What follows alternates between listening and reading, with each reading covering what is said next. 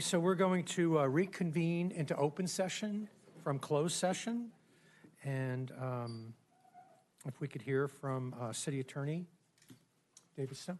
Thank you, Mr. Mayor. The City Council met in closed session to discuss the items on the closed session agenda, and they took no reportable action.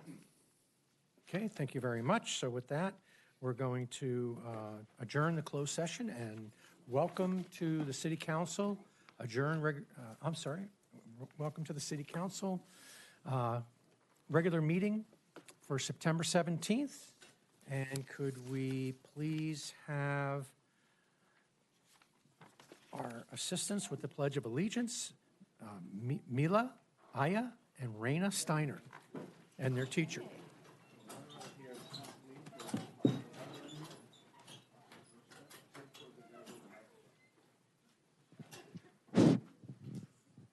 Okay, how you doing?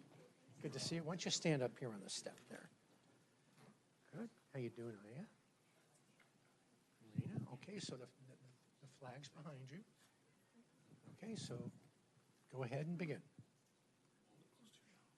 I pledge allegiance to the flag of the United States of America, to the republic for which it stands, one nation, under God, indivisible, liberty and justice for all. Wonderful. Well, no, stay here. Stay here. So it's nice to know after summer vacation that you can still remember the Pledge of Allegiance.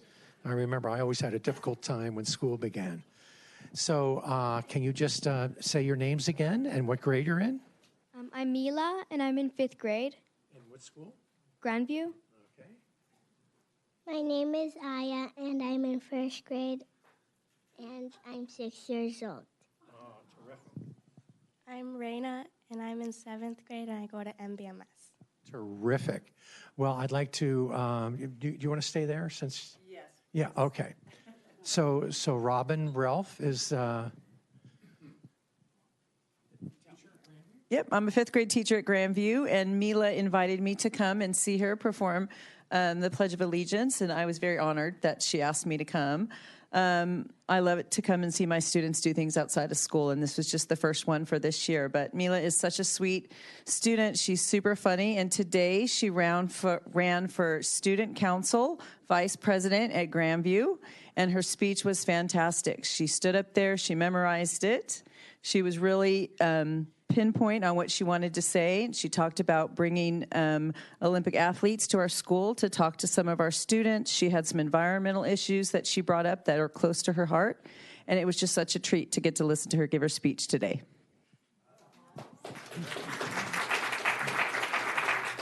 Thank you very much. We got proud parents, Sally and Franz right here as well. So can we get a picture with our council? Oh, yeah. Let's go ahead and we'll do certificates first. And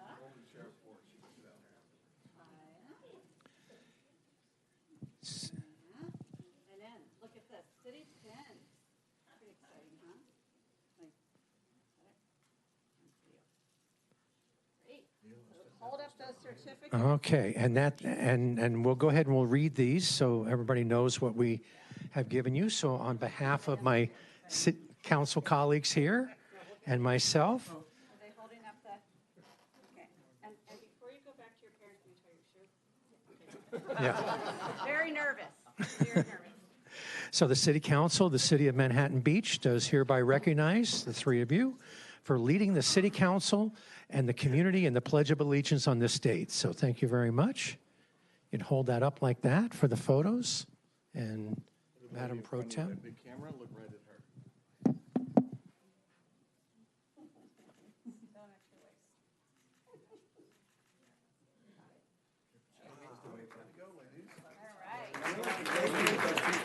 Thank you very much. Good luck in your election.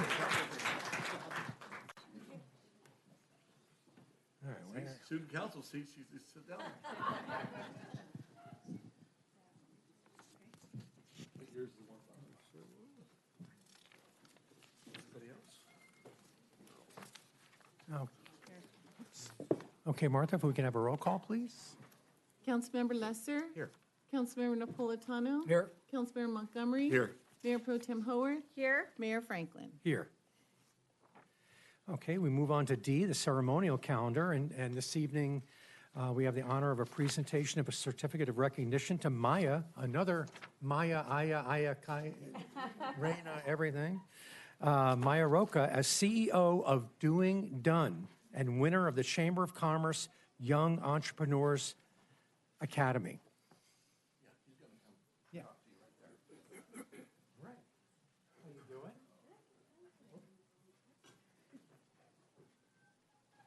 Good to see you. And can we have your teachers out here too? So Scheider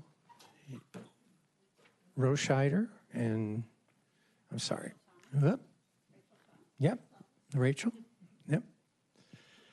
Okay, so I had the honor of being a judge or a panelist on the Young Entrepreneurs Academy this year, and we selected Maia over, well, how many applicants in that situation? 21 businesses. We had 24 students, 21 businesses, I believe, is right? Okay, and they all had to present a business plan. They had to create a business or an idea or a product and present them, and Maia won. So let me go ahead and have you explain what your product does. Thank you. First of all, thank you so much for having me here. It's truly an honor to be speaking in front of all of you today. My name is Maia Rocha, and I'm a senior at Miracosta High School. But more relevantly, like Mayor Franklin said, I'm the Saunders Award winner for last year's YEA program. And as a high school student with ADHD, I've always struggled with time management. That's why I created Doing Done. It's the ultimate productivity and motivation software designed to help everyone, especially those of us with ADHD, stay motivated and conquer our tasks. I've implemented popular productivity techniques such as the Pomodoro, which are intervals of 25 minutes of deep work followed by 5-minute breaks, the Kanban board, which separates your tasks into to-do, doing, and done, and finally, added DO dates to tasks, which is the day you want to do them, versus just DUE dates, which is the day they're actually due. Thanks to this program, I've been able to turn my personal solution into a growing business, going as far as to pitching as a national finalist in New York. But that's just the beginning. Since then, I've been able to publish the beta, both on the App Store and on the web, testing with a pool of students, and I'm currently filing Doing Done as a public benefit corporation. I just want to say that absolutely none of this would have been possible without the incredible people at YEA, namely Ms. Thomas and Ms. Schreiner, both of which have poured hours upon hours into this program. Before YEA, I never even would have considered entrepreneurship, but now it's what I aspire to do with the rest of my life. Thank you so much.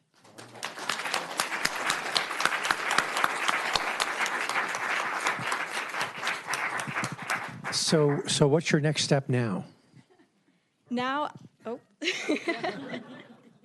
in the short-term future, I hope to release the full version, and not just to the general public, but to partner with schools in order to get Doing Done in front of the people who need it the most, students. Terrific. Great. And we also discussed my career before this was working with educational technology in colleges and universities, and I have a couple of people that I want to put in touch with Maia to help her in the instructional technology field to take the product further along so it can help others. All right, well, let's get a picture here. Oh, well, actually, let's, Rachel and Ro, talk a little bit about the program. And Sure. YEA has been here in Manhattan Beach. It's a product of the Chamber, or it's sponsored by the Chamber of Commerce here in Manhattan Beach. It started in 2015, and I was hired then as a teacher, and now I can't stop. I'm addicted to it. It's just so inspiring to see Maia, to see students who come in as little kids and leave as CEOs. We support students that are in 6th through 12th grade, and so we have kids who are just starting businesses, just trying to figure out hobbies that they do at home, and going all the way to the national championship. It's an international program, and the Saunders Award that Maia spoke about takes place in Rochester, New York. We've had students, Maia was one of the top 6. We've had many of our businesses be in the top 6 across the country, winning our region. And then we've had one student that won first place and won college scholarships. So it's pretty impressive to see what it is that students are capable of doing. We're really excited to see where Maia is going with this business. She programmed this software entirely by herself, and it's just absolutely amazing. Doingdone.fun. FYI. You can go on it on the web and you can download the app in the App Store, but I use it. It helps me keep track of things. So it's really inspiring. And so I really encourage you to take a look at it. We're always looking for volunteers and for speakers. Ms. Howorth has been a part of our program as well. We are really excited to offer this to the community. Applications are actually due on Wednesday of this week. I put some informational flyers on the table right outside the door if you know anybody in 6th through 12th grade who might be interested. So thank you. And we're willing to extend beyond tomorrow, because we would like to have a wonderful class again like Maia's class. They're unbelievable. If you were to come and listen to them at the beginning and see what they're like at the end, you would know that Rachel is a miracle worker. She really, truly is. I'm only in my 5th year. She's in her 10th year. But I love the program. It truly is outstanding. Wonderful. So, Maia, on behalf of my colleagues here on the City Council, we do hereby recognize Maia Rocha as the CEO of Doing Done and winner of the Chamber of Commerce Young Entrepreneurs Academy. So congratulations. I think we got a pin for you. And then we'll move down and we'll get your photo with us. Come on. How about the teachers down here? Yeah. You guys in the front. Right. Advisors. Oh, you're in the middle. Okay. Where are you? Okay. Okay. Is everybody ready? Everyone up here? Yeah, thank you. Great.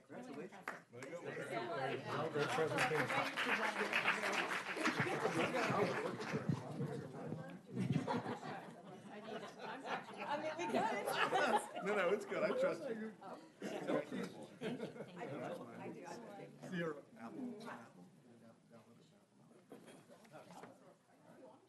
I'm going right now to the Apple Store. No joke. Don't push it. Just kidding. Yeah. Okay, colleagues, we're going to go on to item E, which is the approval of agenda and waiver of full reading of ordinances. So I have a motion to accept by Councilmember Lesser. Your Honor, And yes, I'm going to pull item number 8. item number 8. Okay.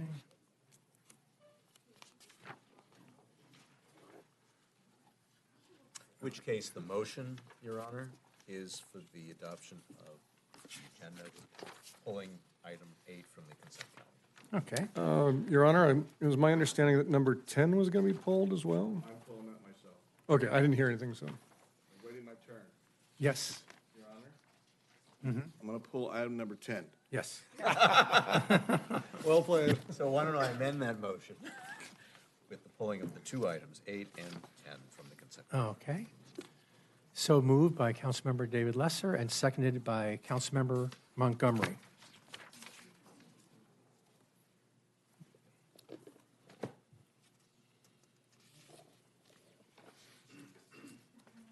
Did we? Oh, sorry. Yeah. I Okay. was really thinking about it. All right, there we go. It took me Great. a while. Let's move on to item number F, and that's the City Council and Community Organization announcements of upcoming events. So it's 1 minute per person. And if someone's already at the podium and you want to speak, please move on down. Hello, good evening, Mayor, members of the council. My name is Josh Murray. I'm here on behalf of Manhattan Beach Library. I'd like to invite the community to celebrate Hispanic Heritage Month with Spanish classical flamenco dancer Susana Elena, accompanied by Dr. Randy Pyle, while they're playing a selection of timeless compositions created for the Spanish guitar. This free program is designed for adults and is sponsored by the Friends of the Manhattan Beach Library. Registration is now available on our website, lacountylibrary.org, and I thank you for your time and hope to see everyone there. Okay, thank you. Honorable Mayor, Mayor Pro Tem, City Council members, City officials, Mr. Lee. My name is Bobby Bell. I am the WM Waste Management Recycling Educator for the City of Manhattan Beach. Just a couple quick announcements. One of my favorite jobs, you guys know, is working with the schools. We've got a lot of fundraisers starting up for the PTA. We donate their event boxes and liners and lids and green trash cans, and I help them with their waste stream for that. But Just so you know, everybody is welcome to go to these fundraiser events. You don't have to have a child at the View. Grandview has a movie night coming up this Friday. Pacific is next Friday. And then Robinson has a big one coming up in October. Everyone can be there. Also, being a partner of the MBUSD Green Committee, it's also the Garden Committee. If you didn't know, all of the elementary schools and the middle school have beautiful gardens, and they're constantly looking for volunteers and help. Anybody can do it. You just got to go to the main office, ask, probably have to do a live scan, but you can get out there, dig in, and make this great. It's a great learning experience for these kids to get their hands in and dirty. That's all I got. Wishing you guys all a blessed evening. Great. Thank you so much. Hi, my name is Mike Archuleta. I grew up in the community since I was a toddler. I actually babysat Joe's kids for a long time. I'm There's here some to more talk Pine about. Avenue people. I know, right? I'm here to talk about the 24th annual Matt Johnson Blood Drive. It's been going on in the community. This is our 23rd year shirt last year. It goes on during the hometown fair weekend. Matt was my best friend growing up since we were in preschool at American Martyrs. He was diagnosed with leukemia in 7th grade, and he passed away our freshman year of high school. This has been a great event that has continued to move his memory forward, as well as a really important need in the communities, which is blood. I work at a local hospital, and we constantly need blood for patients. Last year, our blood drive was designated as a premier drive, getting well over 50 units of blood, which designates it as a premier drive. I believe we got 89 units out of the 100 we were trying to get. We got so many units that they're going to bring a second blood unit truck out here in front of the fire station for both days, Saturday and Sunday. So please, during the hometown fair, come out and give blood, or someone you know, have them come out and donate. Thank you. Great. Thank you, Michael. Good cause. Anybody else?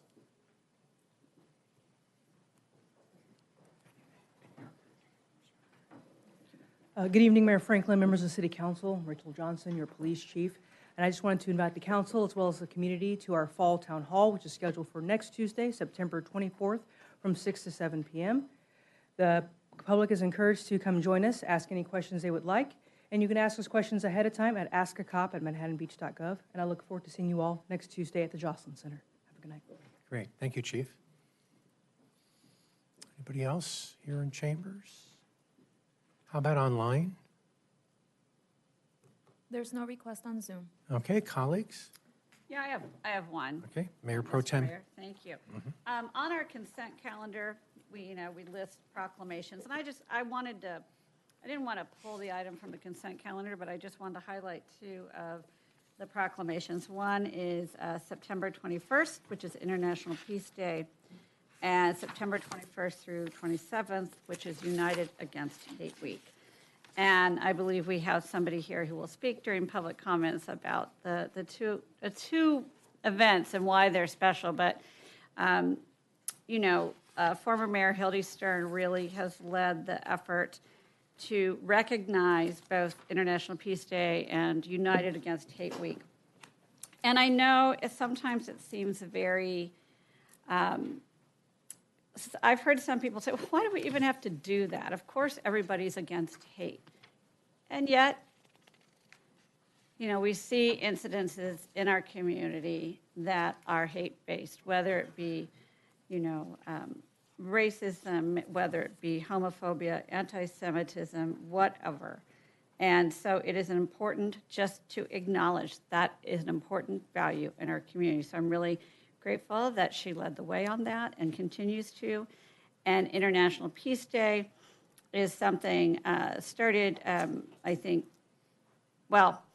it started in 1981 at the United Nations, and you've seen the peace polls around the community, but also around the world.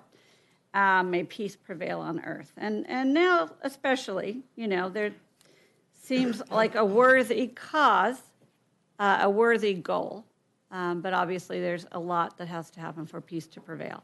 So I just wanted to say I think it's wonderful that we are acknowledging it, and thank you, former Mayor Stern, for your efforts. Thank you. Colleagues? Nothing? Richard? No. No? Okay, so I have a couple. And one of them is, sadly, we had to cancel the Manhattan Beach Car Show, the Manhattan Beach Police Department Canine Foundation Car Show. It was supposed to be September 30th, but with the taking Lot 3 offline downtown. It was going to just create too much of a hardship to also take all the parking spaces for the show. But we really want to encourage you to make a donation to the Canine Foundation. It is at mbpdk9.com. So that's mbpdk9.com, especially if you had a car that you're going to be showing in it. You can go ahead and make a donation, and it would be greatly appreciated.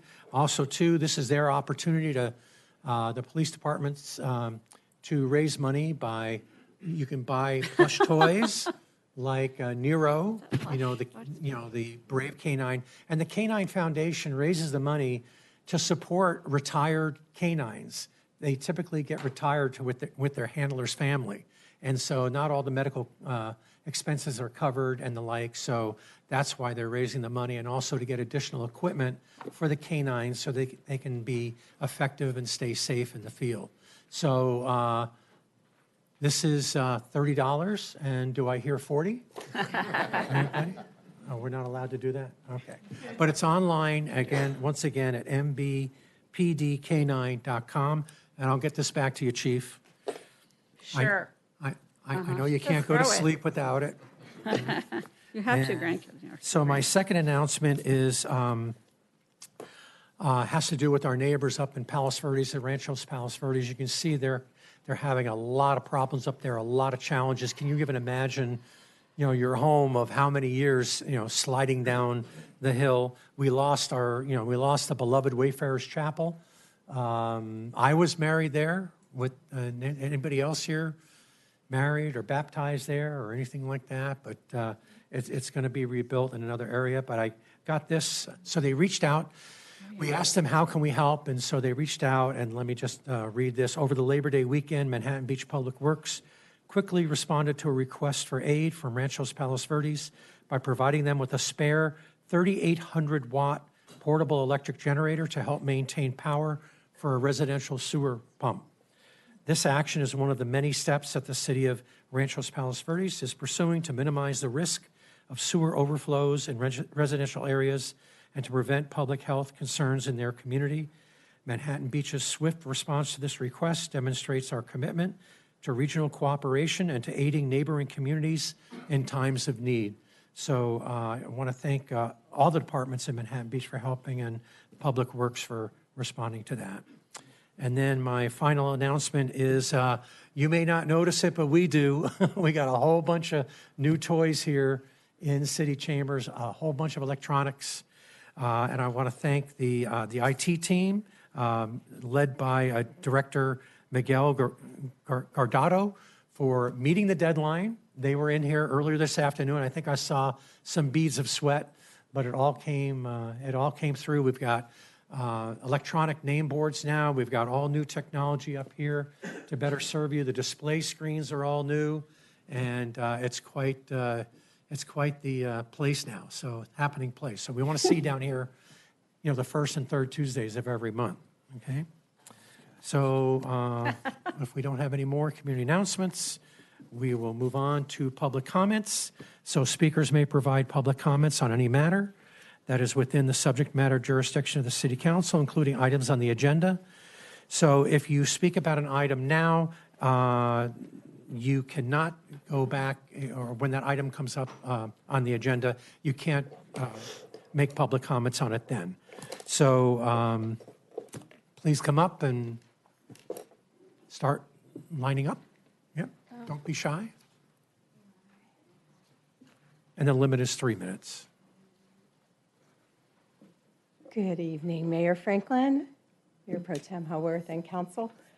Maureen McBride, I'm the owner of Tabula Rasa Essentials. I'm also the past president and on the board of the Downtown Business and Professional Association, of which I'm representing this evening on this issue.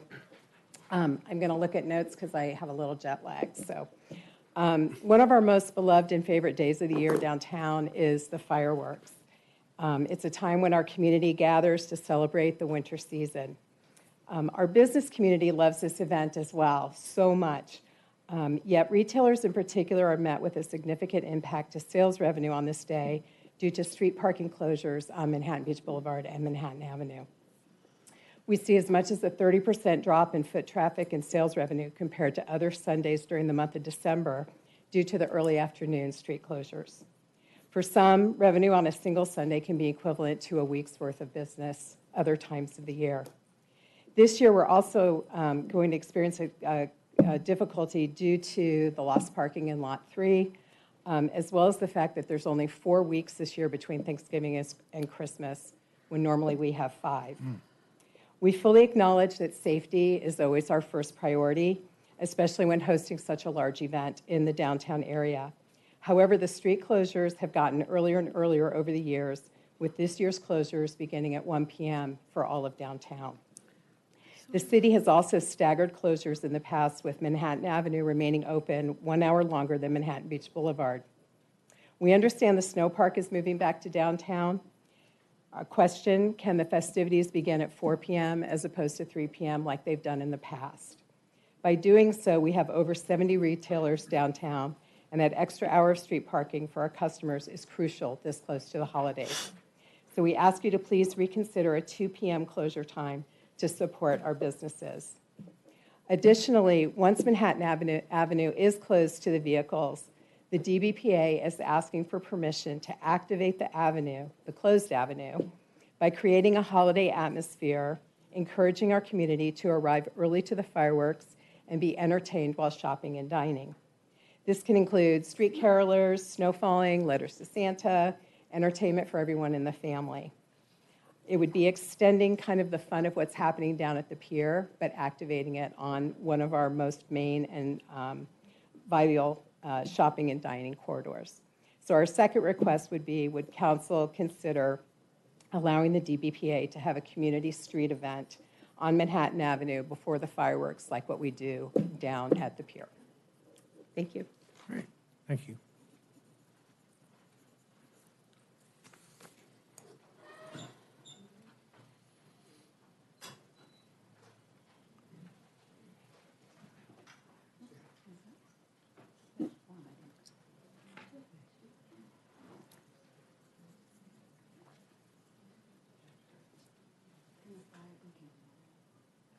We don't have the technology.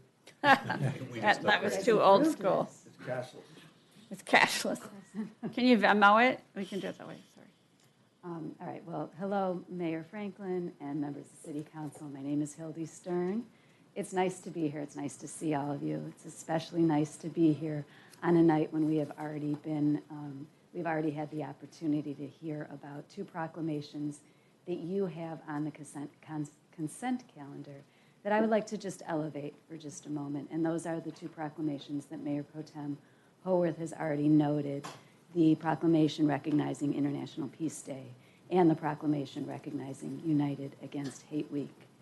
I'm here on behalf of the South Bay Community Coalition of Hate, for which I am the chair still. And you'll probably remember when we were the founding members of that coalition back in October of 2022. That was by direction of council when we were seeing increased incidents of hate in our community, and we knew that we had to do something to support our community and show our community that we could address these incidents and elevate our values of inclusion and acceptance of everyone here. After we formed in October of 2022, and we had about 15 members, it was just leadership in Manhattan Beach and some leadership in our county, including LA versus Hate, and our supervisor, our faith-based organizations in Manhattan Beach. We quickly, within a couple months, the word got out to our neighboring cities, and our presence now and our membership now includes our 4 beach cities of El Segundo, Manhattan Beach, Hermosa Beach, and Redondo Beach, and it also includes many of our other supporting organizations and government entities like Beach Cities Health District, our water board, West Basin Water District as membership, and LA County with our supervisor, even our state assembly member and our state senator are in the coalition. So we've done a lot of programming. We meet once a month to support each other, to learn how we can be better members of our community together, how we can share best practices and learn from each other in addition to programming. What you see here is our schedule of events for the upcoming week of United Against Hate Week, which starts on Saturday, the 21st, which is also International Day of Peace. We have a peace wave at Beach City Health District. They are planting a peace pole. There are peace poles being planted in El Segundo. There's one in Redondo. We have ours, and they are throughout the country and throughout the world. Then we move on to a lot of really impactful programming. Sunday the 22nd, we have an interfaith gathering at the Manhattan Beach Community Church to recognize the desecration of the rainbow doors and to rededicate those rainbow doors. It's going to be a fabulous gathering. We have a wonderful, informative, and educational program on Tuesday the 24th. Thursday the 26th, we have a candlelight vigil. Last year, that vigil hosted over 200 people. We hope that you will join.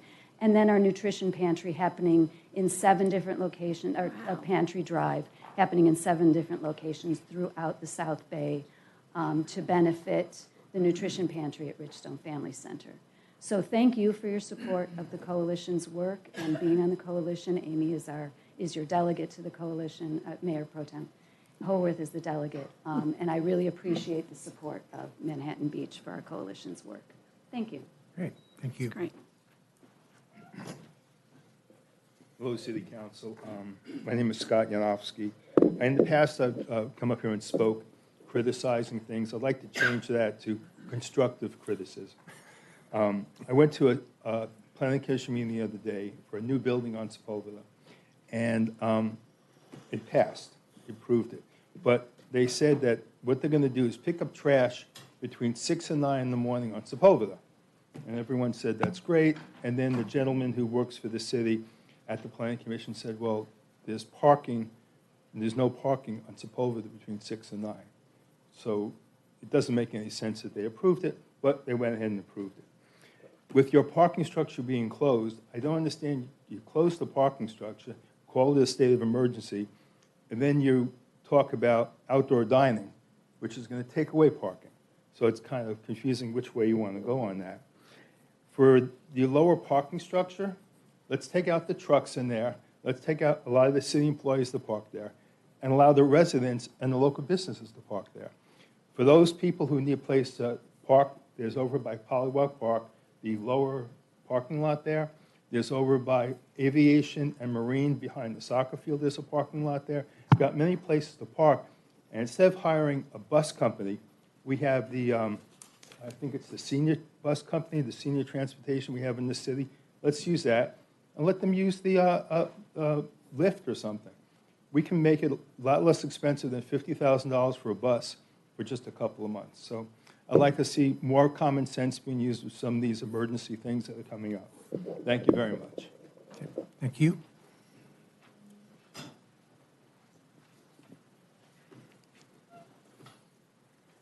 Good evening, Mayor Franklin and Council. My name is Lori Ford, and I own Gumtree right downtown on Manhattan Beach Boulevard. We're a home and gift shop, and I'm also the past president, another one, of the DBPA, and here speaking on behalf of all of our businesses downtown tonight.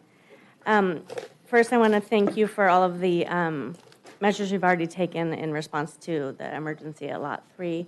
It's really helpful. In particular, my employees are incredibly grateful for the opening up of the hill section streets to employee parking. It's a huge benefit for them to be able to park right up there and walk down, and they're all doing it. So that is very, very helpful. Thank you. I am here tonight to talk about the importance of the red bags on the meters during the holiday season. So for a little bit of background, I checked through my numbers today just to give you a little info. From Thanksgiving to Christmas last year, we did as much business, a little bit more business as we did June, July, and August combined. So the importance of that month of sales is huge for a retailer. Can't be overstated. So also, as Maureen mentioned, we have a shortened shopping season this year. Thanksgiving is November 28th as opposed to November 23rd, so that is going to be a big impact. It always is when that date changes for us. So it's critically important that we do all we can to create the very best shopping environment in downtown Manhattan Beach. We have so many competitors, you know, between online shopping and then all of our great shopping malls and shopping centers in the South Bay who all offer free parking. And so it really keeps us competitive. And I can't tell you how happy my customers are when those red bags go on the meters. They all come right in and just are so excited that the holiday shopping season has begun. So it's really an important program that we really value downtown. And let's see, the DBPA, so you know, I'm on the marketing committee, and we are spending extra dollars this year for holiday marketing to try to bring outside visitors into town. We have hired a PR firm for the first time to really get the word out about shopping downtown, and we're excited about that. I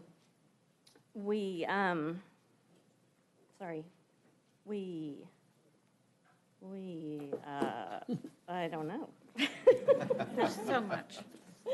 I'm a little tired too. Anyway, we want you to enforce the 2-hour parking limit so that you can encourage turnover, absolutely. But we really just want you to know how important this program is to us, and we thank you for your time. Thank you. And the Downtown Business and Professional Association also donated to the Canine Foundation as a result of the Canine Foundation not being able to put on their show. So thank you so much for that. Your Honor, I'm confused with it. There's been no discussion of taking away the bagging of the meters, and look to our acting city manager. Is that going to come back to council to approve soon? I believe there have been some internal discussions with the DBPA and our staff, but there's been no conclusion reached. The conclusion reached is that we're not going to do anything to mess it up, at least not from the council, so. We haven't directed anything. That's our conclusion. Yeah. I haven't heard. Okay, next. Good evening, City Council. My name is Joan Mueller. I live at 1220 Ardmore, Manhattan Beach. I haven't been here for a few years, like 20 probably. Anyway, I'm here to talk about the removal of the 2-hour parking signs in the residential streets close to our downtown. I was very surprised that the signs were taken down without any notification to the residents that fought to have the 2-hour parking and paid a fee for the permits. I realize that parking is now a bigger issue since we are losing a large parking structure, but I don't feel that the residents that live close to downtown should take the brunt for this. Parking at the beach and on our streets has always been a challenge. But once the Medlock project was up and running, we never had a chance to park on our streets again because all their employees were told to park on the streets because it's free parking. And so it was a situation that was difficult became impossible. So that's when we went and we got our permit parking. Well, let's see, where am I? I lost my spot too. Anyway, I don't know if any parking is provided for downtown employees at this time. The parking lot that's entering in Ardmore is free, and that's a good thing because people that work downtown park there, and it's full by 7 a.m. So on every day, I believe it, and I know it's the people that work downtown, and that's good for them. And I have one more point. With 2-hour parking, visitors could kind of come and go. I see it all the time because I'm on that street on Ardmore. People come, they go, they have lunch, they come back, and they eat and they shop. Maybe a compromise is have 3-hour parking, which should help the restaurants and retail stores. That would also give the residents just a shot at getting a parking place for a guest, because that soon will be totally gone. This is my home where I live, and I love it, and I'm just hoping you will consider my situation. Thank you. Great. Thank you. Yeah, please, come on down. Hello. Hello. My name is Kristen. I own the business Go Gently Nation. We're organic children's and women's wear in downtown Los Angeles. Downtown. I'm also the vice president on the DBPDA. I just have a quick request. So currently, there's nothing in the city code that allows businesses to have A-frame signs or clothing racks. And our particular business, we're situated down on Manhattan Avenue, sort of across from Fishing with Dynamite. So we're off the boulevard. We have to work a little harder to get folks down our way. So currently, obviously, restaurants have the ability to file for a permit to get, tables on the sidewalks, but there's nothing in place for retailers to try and obtain a permit that we're happy to pay for if necessary to be able to have an A-frame sign, clothing rack, or whatever to help support our business. So we're wondering, or I'm wondering, and the DBPA is wondering if you would consider a temporary approval to allow a permit situation for retailers to obtain those to advance their businesses. Okay, thank you. Thank you. Hello. Good evening, everyone. My name is Laura Munshow. I also live at 1304 Ardmore in the parking issue area. Joan is my neighbor. And my biggest thing is the parking permits were created because there was a parking emergency for residents. That's why it exists. That's why you all approved it years ago. And that if things have gotten bigger, events have gotten bigger, Metlocks is here, everything has intensified. And now we're back where we were before, only now it's worse. So what has happened is people have unrestricted parking on our street. They can park 24/7, and only some areas have 2 hours where they have to move their car for street cleaning. Other than that, they can park 72 hours and go to the airport and leave their car. As well as, what are you trying to accomplish? If you want parking for employees, why don't you have some of your lots be free and all day? If you want parking for businesses, then the 2 hour or 3 hour that Joan was saying is a great compromise. People come in, you get the businesses get the revenue, they're going and having lunch, they're going to have dinner. They're not going to the beach all day and leaving their car for 12 hours, which is what happens. I mean, I have dirty diapers in front of my house, in my garden. I have all kinds of things. These aren't people that are dressing up and going to dinner. These are people that are hanging out and parking their van for the whole day, or maybe even 2 days or 3 days. Or their friend has their car and they're leaving it for 3 days so they can go to the airport and take an Uber. So I'm just asking you, please, I know you did a reaction to a problem, and I understand it's a problem, but it was a problem before all this happened for us, which is why you created the permit parking. And now we're stuck. So, okay, I'm starting a job in a store at 9 o'clock. I come and take that spot. I have it all day long. What happens to us when we have hometown fair or fireworks or whatever's going on, and we want to have company at our house?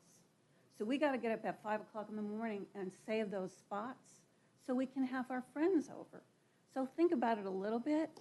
Maybe the visitors have to walk up 3 more blocks up the street instead of us. Let us park in front of our house. Do you all get to park in front of your house? Think about it. And I thank you so much. Thank you.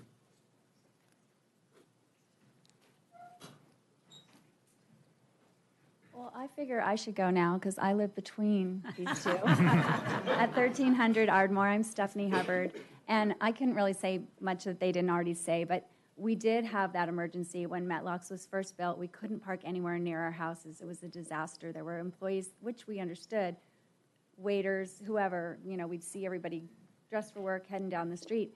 And everything Laura said is true. We get people, they forget their sunscreen at my house. They leave their diapers. They leave towels. You'd be amazed at all the stuff that we put up with. But at least it's just 2 hours at a time. So this kind of all or nothing thing where we just came home and the signs were gone, it was like, what? I just replaced a lost permit. I just paid for it a week before you took down the permits. So, we've been having to pay for the service, for the ability to park in front of our house all this time, and then with no warning, it was taken away. And I agree, we totally understand. Like, that loss of the lot is huge. But I do think there could be some more creativity. you have employees in the city that work specific hours. They all arrive at the same time and they all leave at the same time. I would assume a lot of the ones that work at desks and things, and maybe they could all park at one of the places that was mentioned and the bus could only take them back and forth, or there could be a carpool situation. Like there could be maybe some more creativity to open up some of the existing lots.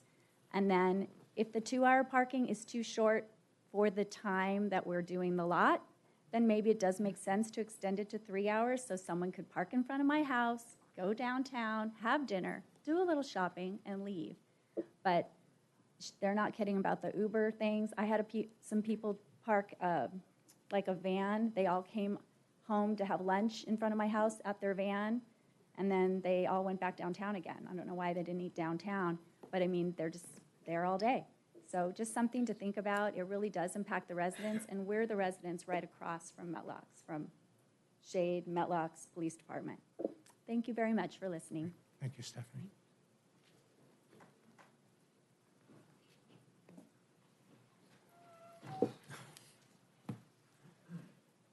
If you're gonna talk, just come on down, get ready. Thank you. Hello, City Council and Mayor Franklin. Thank you for having me. My name is Kelly Oschlager. I run Culture Brewing. I'm also on the Downtown Business Association and Professional Board. I'm here to speak on holiday entertainment. So last December, the acting city manager informed the DBPA that current city code requires that all of the live entertainers the DBPA employs for the holidays obtain permits, which costs about $200 per entertainer, which would mean up to $1,200 in permit fees each weekend. For years, we've provided the entertainment in multiple locations around downtown between noon and 2 p.m. every Saturday and Sunday in December. These entertainers are meant to create a more fun, festive holiday shopping and dining experience. In the past, we've had strolling carolers, acoustic guitars, saxophone, ukulele, Santa Claus, always individual entertainers playing holiday music during the middle of the day, not just random buskers. So our question is, if the DBPA provides each entertainer with a sign that indicates they have been retained by the DBPA, would council consider waiving the permit fees for our December entertainment? Okay. Thank you.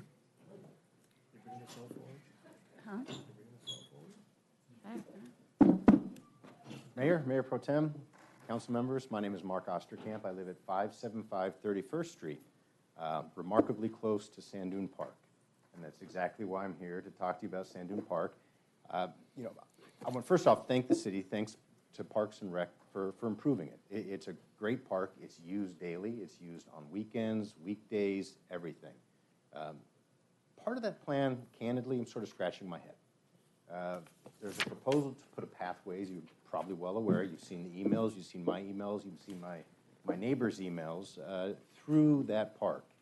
And wanted to take a step back and look at that park in general. And if you go down and visit it at any given time, you see baseball games. You see football games, lacrosse. They run track on weekends. They're just doing sprints. Whatever it is, you've got kids of all ages, from 3 years old, 4 years old, up to my kids who are in their 20s, using that park on a constant basis. And my fear, and I think our neighbors' fear, is that putting a path through there is really going to just diminish the use of that park. I view it as a problem that really doesn't exist. And when I look at something like a project like this, there's a cost-benefit analysis, right? I imagine you all do it. And what is the benefit of putting the pathway in? That's my head scratcher right there. I cannot be happier about the park and what's being done in the playground. Sooner or later I'll have grandkids, they can use that. But the pathway is a tough one. And if you look at the park, the renderings that were done, you see the path on the way west side. And the one thing I want you to keep in mind is the way west side of that park is at an angle. So you can't put a pathway, that west. I think the measurement's about 20, 25 feet from the fence line. There's trees, there's sewer pipes, and that's going to really bring down that width even more. If it's a 6-foot path plus any type of lighting, you're looking at maybe 10 feet. So 30 feet from the fence line to the middle of the park. And, you know, if you haven't been there recently, come down and take a look. But I implore you, you know, approve the park. The pathway, put it aside. You know, for the residents, for the kids, non-residents who come down and use it, everybody. It's a wonderful park, and let's leave it that way. I appreciate it. Thank you. Great. Thank you, Mark. Hello, City Council. My name is Bo Dean. I've been a resident of Manhattan Beach for over 40 years now. And I need my glasses. I've loved the Parks Department here in Manhattan Beach. It's fantastic. I use them all. I've loved it. The concerts in the park, you did a great job as Master of Ceremonies. A funny story how I found Manhattan Beach. Well, you were dressed a little different, but anyway, how I found Manhattan Beach is a long. I'm not from California. I grew up in North Carolina, and a company brought me out many years ago to Los Angeles, and so I was living in a hotel in Los Angeles, and I met some guys. I used to play a lot of basketball. These guys said, "You want to go play basketball?" So they brought me down to Manhattan Beach. I'd never heard of Manhattan Beach, and to Live Oak Park, and we played basketball and tennis. Fantastic. The parks are wonderful. Anyway, shortly thereafter that, I found a realtor and bought a house on 31st Street, and that gets to the point of the Sand Dune Park, because I'm right up the street from the Sand Dune Park. I love the Sand Dune Park. I've used it so much through the years. I love doing the stairs. It's fantastic. I used to love walking the dune. And of course, what we were talking about is that green belt, which is over to the left side. That green belt, so many wonderful kids. I've taken kids there. They get to, little ones especially, get to play soccer, and they throw wiffle balls or whatever, and it's just been a wonderful little area there, and with the nature right behind it. And I'm, to the same point, I am so against a paved path through that green belt. It's going to destroy the area as far as little kids being able to play there and this sort of thing. It's going to, with lights, it's going to affect nature in the park. I love the nature down there. It's fantastic. And also, you put a paved path through there, the skateboarders come. I mean, I don't know about skateboarders. I'm not in love with them sometimes, okay? And then on top of that, the e-bikers, the little kids on e-bikes are so, it's a problem. It's a problem. And it's going to make things not very safe for little kids down there. And I just don't understand why we need to do it. I love the plans to fix the rest of the park up. I love that park. And the park system in Manhattan Beach is wonderful. I've loved it. So anyway, I hope you'll reconsider. Thanks so much. Great. Thank you, Mr. Dean. Hello, Council. My name is John Ahrensdorf, 562 30th Street, Manhattan Beach. And I'm also speaking on the sand dune issue. And like the previous speakers, you know, I love the proposal, the improvements in the park. The park has needed some work for quite a while. But I'm also in agreement that the path through there is just going to be bad from a lot of reasons. I mean, first of all, it's a small park. You know, I coached soccer there for years with my little kids from the time that they were 5 till they were 12. And it's not big enough to really play soccer there. It's a very small park. It's one of the smallest areas that you can actually play something on. So it's quite small. But you put a path through there, and as they were saying earlier, Bo was saying, you're going to get e-bikers through there. I mean, all of us have ridden our bikes down the Strand in the area that says, or we've walked our bikes through the area that says, you don't ride your bike, and I've seen e-bikers come speeding through there. You talk about putting a path that they can ride their bike through in a very small area, and you've got kids who are on our block. We're on a dead-end street on 30th Street. We got 3- and 4-year-olds kind of running up there into the park, you know, to play whatever they might play, soccer or play with their dogs or whatever. And you got e-bikers going through there. And the e-bikers have started to come more recently. There's a lot of them that go in there right now, but they're riding on grass, which makes it a little bit tougher to go really fast, right? And they're somewhat respectful because they realize they're not supposed to be going through there. But you put a path through there, and I think that's going to be a big problem. I can see the city getting sued because there's going to be people going in opposite directions toward each other with kids, dogs, everything else. So I think it's a liability issue. And do we really need more concrete? We need more grass. We need more natural areas. So thank you. Great, thank you, sir.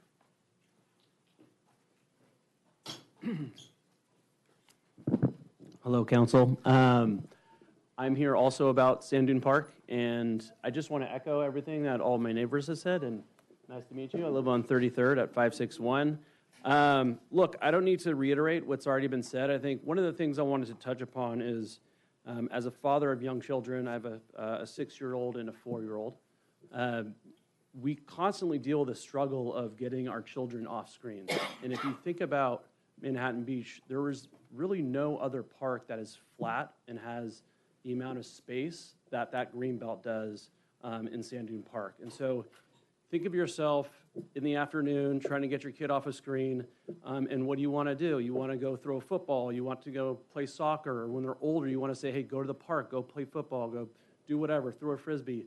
There is no other place to do that that is in walkable or bikeable distance for pretty much all of the tree section or maybe beyond. The closest park I can think of is Valley Park, and that is potentially going to be removed.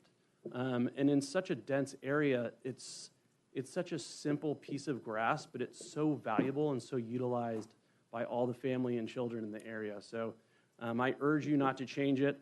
I, too, am a big fan of the park and the adjustments that you all are making, but I would give up all of it just to keep that one piece of grass. It is just so utilized and so valuable to me, my family, and all the children in the community. There's probably 20 kids at the same ages as mine, and all of our families feel the same way. So I just want to thank you for your consideration, and that's it. Great, thank you. Hi, Mayor Franklin and members of City Council. Some of you have read my email, some of you have not. I'm just going to read it again for those in the audience and online. Thank you for your service to our community, and your efforts are appreciated.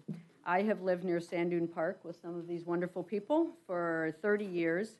We've raised our family for 20 years literally on the park. We live at 558 31st. Never once did anyone ever mention that they wish there were a paved and lighted bike path through the grass. In fact, over the years, one of the joys of my life has been watching children play on, visit, and grow up on the South Lawn. Learning to ride a bike on the grass is the best, and this important life milestone, believe it or not, happens almost every week, and I can see it from our second story, and it just thrills me each time. Makes me feel young again. Tossing a football or playing spike ball with friends after school, playing family soccer game on Thanksgiving before or after eating turkey, and enjoying picnics with toddlers and grandparents that just happen all the time, in addition to all the sports. All of this healthful, life-boosting activity will be reduced with a paved bike path lined with electrified bollards, and little will be gained, as some of my neighbors said. The grassy strip in the PowerPoint is a destination. The grass is not an obstacle to be navigated while going from point A to point B, which a path is to facilitate navigation. The grass is the destination for hundreds of visitors a week at a time when we want kids outside and off their devices. Why would we want to chip away at some of Manhattan Beach's remaining open, grassy, beautiful play space? We have scores of miles of paved roads for bike riders, and bike riders are welcome through the park at any time, and trust me, they come anyway. Lack of a paved path does not keep kids from riding through. And lastly, a paved bike path would encroach on valuable space for the Hometown Fair 10K. I did not reach out to Russ Lesser, but you don't want to mess with the 10K. You don't want to change the route, and you don't want to create a pinch point or a bottleneck. But runners literally take up the entire width of the grass early in the morning, as Roche Reiner knows, who's done about a million water drops during the 10K. The other sand dune improvements in Agenda Item 12 are great. If you vote for those, great. If folks want them, that's great. If they don't, that's fine too. But when you vote on Agenda Item number 12, please, please remove the bike path, and don't be the council that paved paradise. Thank you. Thank you.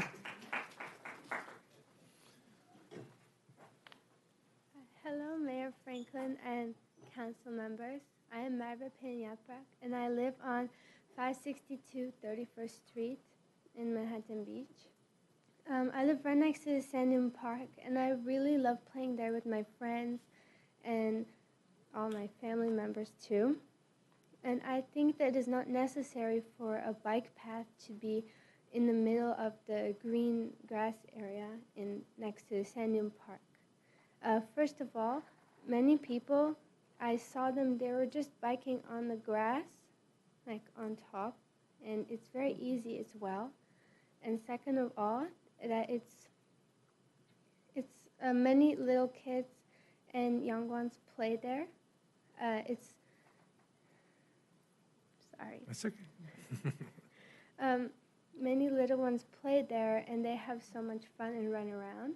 And it could be dangerous just to put some concrete there, because I myself play on concrete and I broke my wrist like that.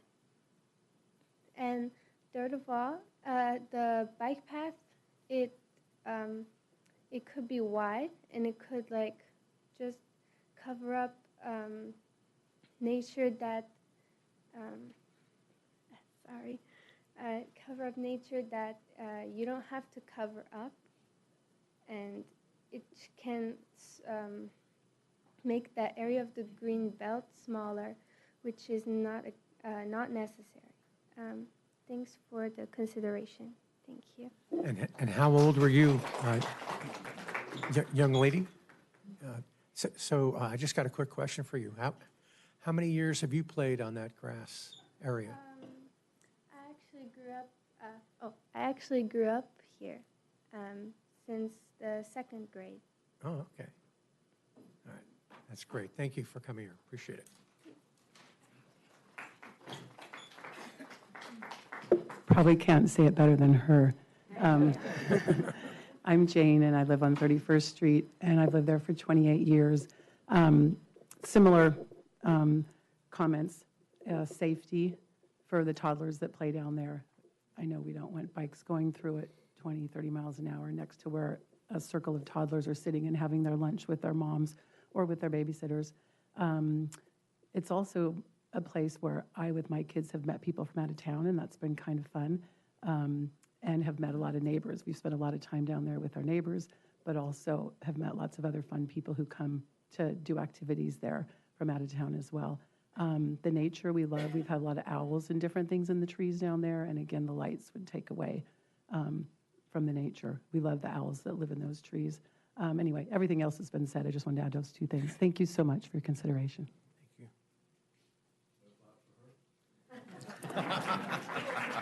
It's not a game show.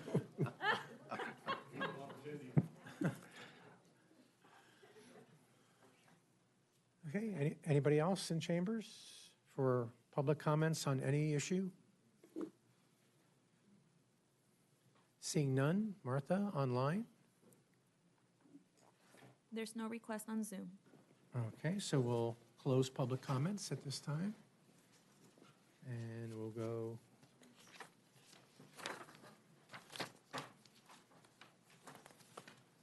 We'll go to the consent calendar.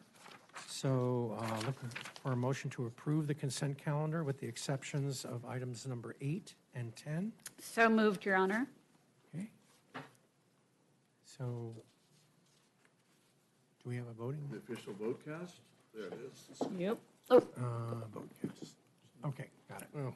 Okay, so I didn't see it. So it was motion by Hold on a second. Your Honor. Mayor Pro Tem Howorth.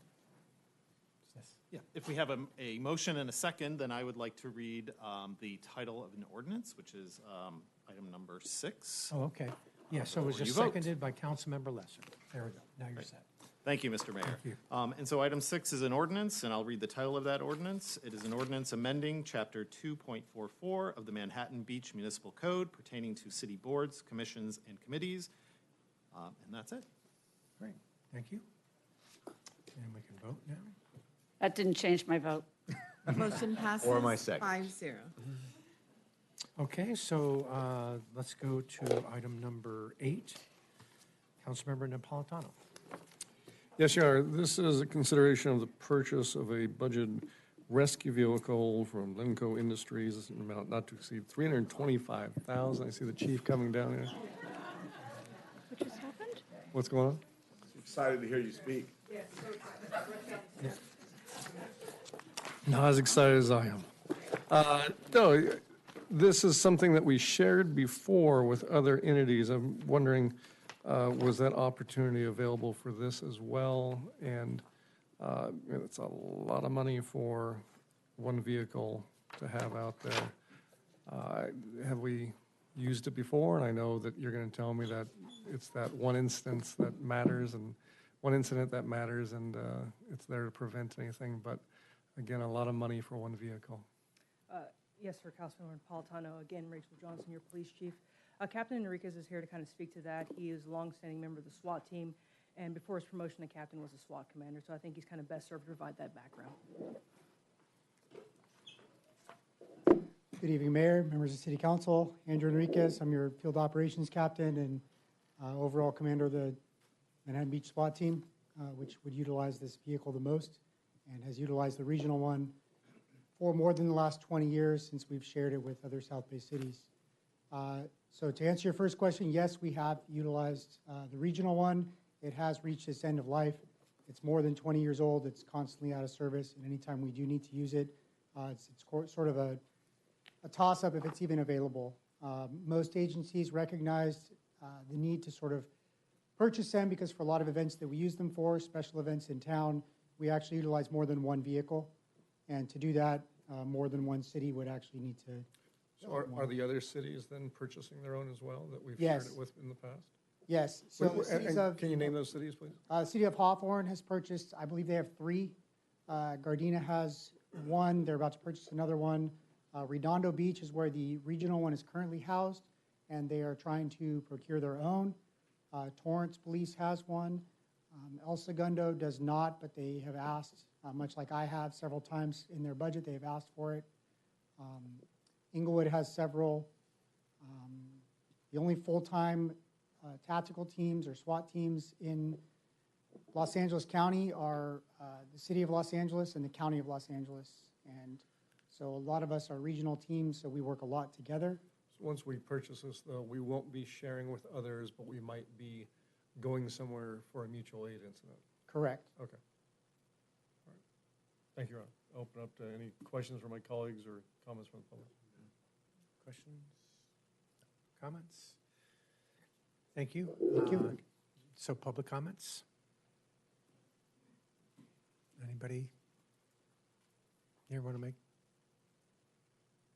public comments? Any public comments online? No request on Zoom. Okay, so we'll close public comments and council members? Your Honor, I made a motion to approve 24-0274, the purchase of one budget rescue vehicle, an amount not to exceed 325,652. Okay, we have a second by Mayor Pro Tem Howorth.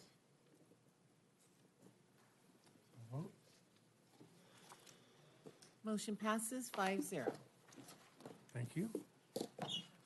And now, item number 10. Right, Your Honor, I'm not looking for a report of Director. I'm just going to make a comment about it and let everybody know what's going on with what's going on Lot 3. Most of you know that Lot 3, we closed it because of the danger of it falling, pieces were falling off, so we had to close it. And the first thing that happened was, the Public Director can talk about that if he wants to, is we had looked at demolition permits. We cleared it as state of emergency. Didn't call the governor. We have a right to call emergency ourselves for our own purposes. We've done that. Tonight's comment number 10 is to continue the emergency when we move forward with the demolition project. While that's going on, Mayor Pro Tem Howorth and I are on the council subcommittee to go out there and get design plans started on a parallel path. Time's of the essence here. I thought, incorrectly, corrected by the city attorney, that the emergency doesn't allow me, the council, to skip the bidding process and hire an architect that we know of that's done a lot of work in the city, international company, and get started. In fact, acting city manager and I, along with this architect, walked the garage and saw the damage ourselves face to face. He pointed out other items that he said was a massive failure. That if we had one strong earthquake and it hit that, we're going to see the thing come down. So demolition was not the issue. We're moving forward with that. The council's concept to tonight is to finalize the vote, continue the emergency, but I wanted you all to know the reason why we were trying to make the architectural design bid contract happen quickly and go skip process, hire a professional that we all know, and get out there and get it started on a parallel path quickly. Turns out we're not allowed to skip that process. We must go out for a bid for design bid contract. However, we, the council, drive that project quickly and also can set time parameters on that bid process. So the demo's going on. The goal here with my colleagues is to get that design build contract going now. An architect that we had talked to originally, out of his own company's pocket, is giving us renderings of what possible options we have, whether it's 3-story, whether it's 4-story, does it include underground, does it include a retail portion, all different options the council look at. That's not stopping. All we're doing now, we're following the letter of the law that says we must go out for public bid.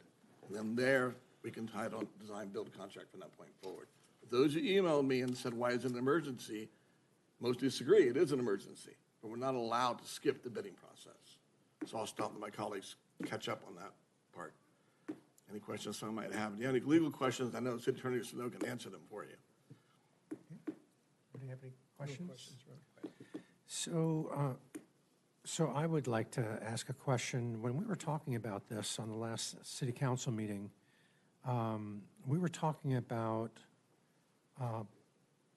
removing the parking restrictions in the hill section. And we mentioned that many times. It's in the minutes and the like. And I had interpreted the hill section to be Ardmore south of Manhattan Beach Boulevard. And the signs, as we heard this evening and can see, is that they were removed all along Ardmore, north up to what you would consider American Martyrs or whatever, but not the hill section. So I'd like to get that clarified. And you want the traffic engineer or do you want Public Works? Well, we can, that's the acting city manager's discretion. Thank you, Council. I'd like to invite our city traffic engineer, Eric Zanfleet, and I believe we have a map to share with the council to clarify the parameters of the permitted parking program. Thank you. Good evening, Mayor and members of the City Council. I'm Eric Zanfleet, the city's traffic engineer. The downtown resident permit parking program zone includes areas east of Ardmore Avenue, both north and south of Manhattan Beach Boulevard. It's an area that was approved by City Council back in 2005 to capture the areas that were being impacted by downtown customer and employee parking. That's the area that we removed the parking restrictions from. Not every single street has or had permit parking restrictions. It was an opt-in type of arrangement. They can also opt out of that as well. And no other parking restrictions that are in the area were removed for that. Ardmore Avenue itself is included in the parking zone, and we have a map of that. So the green areas are those areas that property owners that or residents that have parking permits. The streets that have the signs posted were the ones that are in the brown or red lines, and the yellow areas are the areas where residents could opt in if they petition for resident parking permits. I'd be happy to answer any questions that you might have. Mr. Mayor, so you're, can I? Yes. Yeah. So you're, keep the map up. So you're saying all of the green zone, the signs have been taken down to accommodate this problem that we're having? Correct. Okay. And I don't know how much we can ask. I think I can ask this within this agenda item. But when we have a resident who said the week before she paid for her, full permit, and then the signs were taken down, are we considering, and maybe this is for the acting city manager, have we reached out to residents? Are we checking in on that?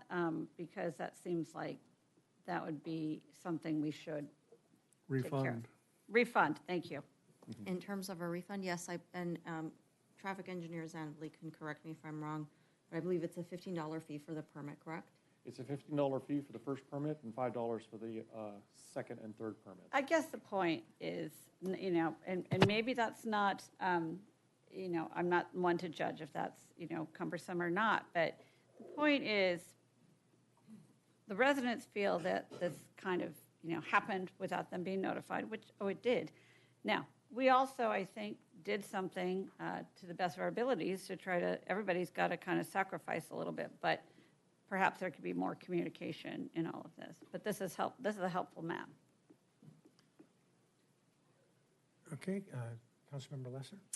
Eric, I wanted to understand what opportunities, if any, might exist to what has now transpired as under the emergency. You heard one of the residents mention perhaps a, quote, compromise would be to have a certain number of hours, say 3 hours, as an allowable time period. What do you think of that? Are there other areas where employees could park and perhaps could walk so that we can still preserve some of the parking that is available to residents or had been until this emergency was declared? Sure, there was some good ideas that came out tonight and in our correspondence with emails before from residents. If we were to increase the number of hours from 2 hours to 3 hour parking, public parking without a permit, anything beyond that would require a permit, that would be something that could be done. We would put stickers on the signs and repost them. The longer you have the free parking or the unpermitted parking, the more likely you are of having people stay there a long time. So if you have a 4 hour parking, say for instance, they're going to come, park their car in the morning, move their car at noontime during lunch, and they'll come back again in the evening time. So the car will essentially be in the neighborhood the entire time. So people will find ways around that. 3 hours could probably be a reasonable time for a customer, but not necessarily an employee. Another option that could be considered is that the 2 hour parking restrictions could be reposted again, the signs modified slightly by saying except by permit, and then allow for merchant parking permits to be used in that area as well. So that's what I wanted to get at. What's the problem we're trying to solve? It's parking for employees who used to park in Lot 3 and no longer have spaces. Is that the problem we're trying to solve? It's two fronts, of course, because Lot 3 used to have public parking and overflow merchant parking permits in it. And so those are the ones that are most affected by the parking that's there now. If we had merchant parking permits allowed in the override zone, that would be kind of like an overflow area for those merchants with those permits. They would fill, of course, Metlocks first. There's an overflow area for Lot 7, and then after that, they would then overflow into the neighborhood. That's for merchants' employees.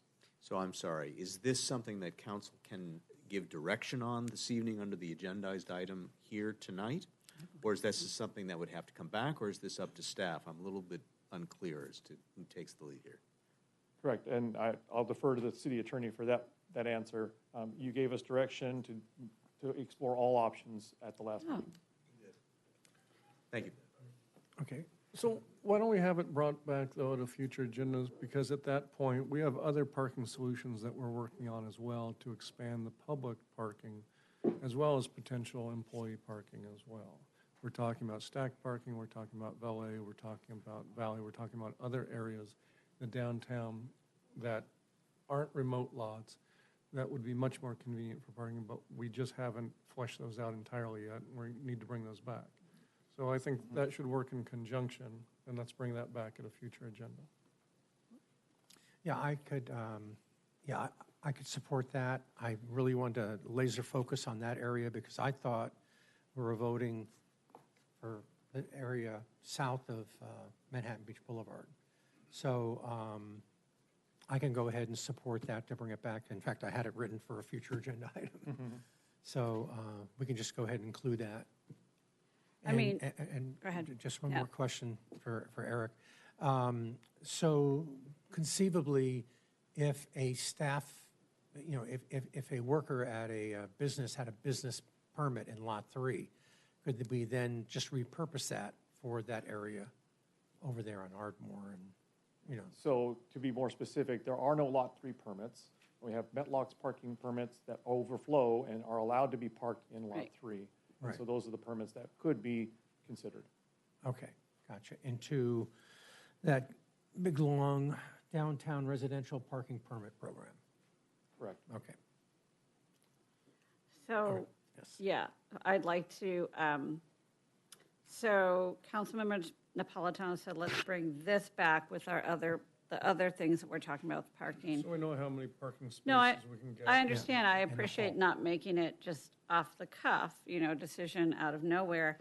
I will say that I do appreciate the idea of, putting back the residential, or permit only, but allowing those merchant permits to be used there for their employees, because I think the issue is that you have maybe visitors to downtown and they're parking and eating their lunch or leaving their diapers. I don't think that's employees. I mean, it just, for whatever solution they come up with and we approve, I think it has to meet the needs, which is, having employees park so then people can go to their shops and then yet they can access their homes. So those are the concerns we're looking at.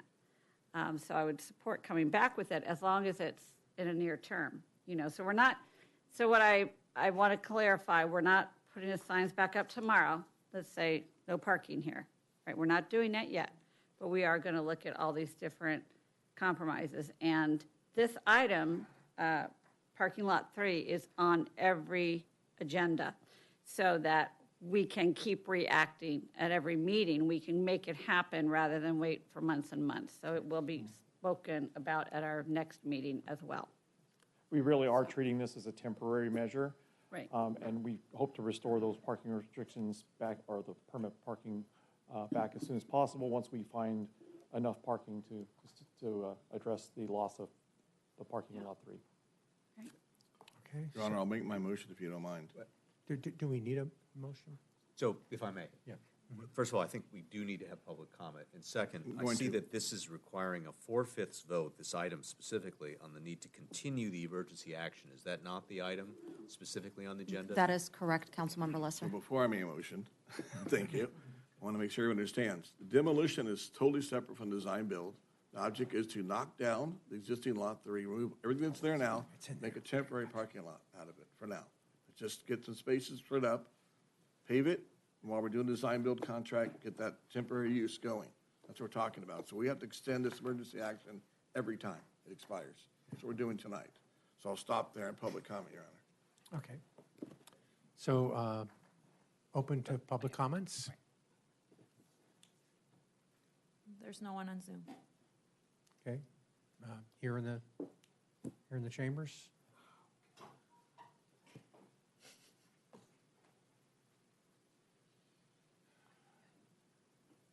Kind of fancy stuff here. Good evening, Council, Honorable Mayor. Thank you for the clarification. I think that was excellent. I really appreciate the feedback I got in my email, so it was really nice. On the vein of communications, this is a big one. I think it would be great if someone from the Beach Reporter could interview one of you guys or get some article out there. Let's let the community know even more about what's going on. Please push that on the communications. Thank you. Thank you. Mayor Pro Tem was bailed, aren't you? What's your email? We'll have keep doing them it. contact you. I'm not. Your Honor, make the motion to Okay, lot 3 well, parking I structure. just want to double check. Any more comments? Items? Okay, so we'll close public comments. Thank you. Your Lot 3 parking structure, local emergency update, and continue the need for emergency action. Okay, so moved, and then seconded by Councilmember Howorth. Yep. Voting screen. Motion passes 5-0. Thank you. Of course. Okay, so we've got those. So now we will discuss items removed. Oh, well, we already did that from the consent calendar. So public hearings, there are none. So we go to general business. Item K, number 11. So this is the consideration of a voluntary e-bike registration program. Police Chief Johnson. Good evening again, Mayor Franklin, members of the City Council. This item will be presented by Lieutenant Sabaski, our traffic lieutenant.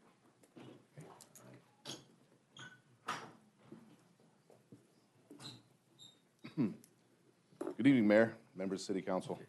My name is Matt Sabaski, Lieutenant responsible for overseeing our traffic and safety and special events programs. On the June 18th meeting, City Council directed staff to research and present information related to a voluntary bicycle registration program in the city of Manhattan Beach. Both the police department and the city council have expressed interest in the feasibility of a voluntary bicycle registration program to aid in reuniting lost or stolen bicycles with their owners. So a little history and legal. Our earliest Manhattan Beach bicycle registration program dates back to 1936, when an annual 50-cent fee was paid for annual bicycle license. This program ran all the way into the 70s, when officers would inspect bicycles for proper function, and the license would be valid for 1 calendar year. The city provided a serialized license decal to be adhered to the frame of the bicycle. In '75, the council again discussed instituting either a mandatory or voluntary bicycle licensing program. The council at that time unanimously voted to institute a voluntary licensing program. No additional records can be found since 1975, but I do know in the 80s there were some type of serialized licensing program. With regards to the legal aspects of the registration programs, California Vehicle Code does allow for local agencies to create a mandatory program by participating in the state's bicycle licensing program, which allows a maximum of $4 to be collected per bicycle. 400. However, these types of bicycle licensing programs have been phased out due to cumbersome administrative processes in favor of online databases that are more user-friendly and more cost-effective for municipalities to operate. It should be noted that California Vehicle Code 39002, subsection A, is clear that cities that adopt a bicycle licensing ordinance or resolution shall not prohibit the operation of an unlicensed bicycle. All right, so database options. Currently, databases available for voluntary bicycle registrations range from city-created databases, entry platforms, to third-party companies specializing in registering and storing registration information such as Bike Index, University of California Davis Bike Barn Registration, and Project 529. As stated previously, most cities have moved to online companies due to cumbersome and expensive administrative processes. After a review of platform option and cost, Project 529 offers a robust system that would meet the needs of the city.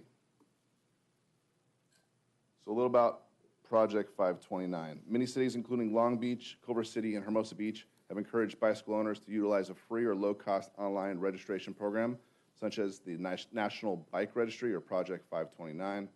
In February of 2017, Project 529 acquired the National Bike Registry and merged the two sites. Currently, Project 529 has over 500,000 bikes in the combined registries and is the largest of such services. Project 529 assists in verifying ownership of bicycles through user-provided information. There's no cost to the user to register their bicycles in Project 529, but public agencies are charged an annual service fee. The annual cost depends on the population of each city subscribing to the service. Based on the population of Manhattan Beach, our annual fee would be $1,260 for annual access and search to maintain the database. They also offer an optional program of tamper-proof stickers like we had back when we were younger that can be purchased by the police department that would be given to owners who have registered their bicycles. The cost of the stickers are in addition to the yearly service fee and are about $2 a sticker. Our cost for the city's participation in the online database is roughly between $1,000 and $3,000 per year, depending on sticker purchases. All costs can be absorbed in the 2024-25 police budget. However, once City Council directs staff on this matter, appropriations may be required in future years. Project 529 offers a free online, like I said previously, bicycle registration that allows cyclists to capture detailed information about their bicycles quickly and secures the information in the cloud via the app or your phone from a link connected to the city website. If a bike owner's bike goes missing, a few taps on any mobile device allows the victim to alert the local cycling community, their social networks, and law enforcement agencies with real-time notifications. On the screen above is an example of Newport PD's use of Project 529, where citizens can register online from their home. They can use as much information as they want or as little. As I previously spoke about, the app, the downloadable application, Project 529, can be downloaded for free via the Apple App Store or Google Play. And this is a screenshot of the data entry system using the app where bicycle specifics are entered by administrators of the system. This would be done at community events, by the police department, by school officials, whoever deemed to be the administrators.